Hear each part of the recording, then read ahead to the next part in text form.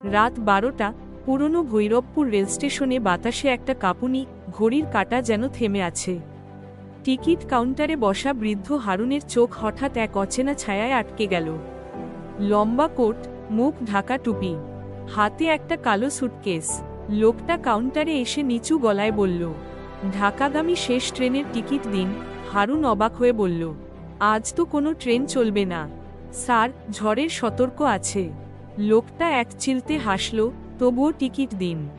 ভয় কাঁপতে কাঁপতে হারুন টিকিট কাটল। লোকটা টিকিট নিয়ে রেললাইনের দিকে হেঁটে গেল, কিন্তু ট্রেন তো আসেই না। কয়েক মিনিট পরেই হঠাৎ হুইসেলের শব্দ, স্টেশন কাঁপিয়ে একটা পুরনো ধোঁয়ায় ভরা ট্রেন ঢুকল। কেউ ছিল না তাতে, শুধু খালি কামরাগুলো কুয়াশায় ঢাকা। লোকটা উঠে বসে গেল, দরজা বন্ধ হয়ে গেল নিজে থেকেই। ট্রেন ধীরে ধীরে মিলিয়ে গেল অন্ধকারে। হারুন হাঁপাতে হাঁপাতে স্টেশনের ঘরে ফিরে এলো। সকালে পুলিশ এলো খবর পেয়ে। অফিসাররা বলল, কাল রাতে কোনো ট্রেনই চলেনি, কিন্তু ট্র্যাকের পাশে এক সুটকেস পাওয়া গেছে। সুটকেস খুলতেই সবাই স্তব্ধ, ভেতরে পুরনো সংবাদপত্রের কাটা খবর। ভৈরবপুরে ট্রেন দুর্ঘটনায় নিহত রহস্যময় যাত্রী, তার দেহ কখনো পাওয়া যায়নি। হারুনের শরীর ঠান্ডা হয়ে গেল।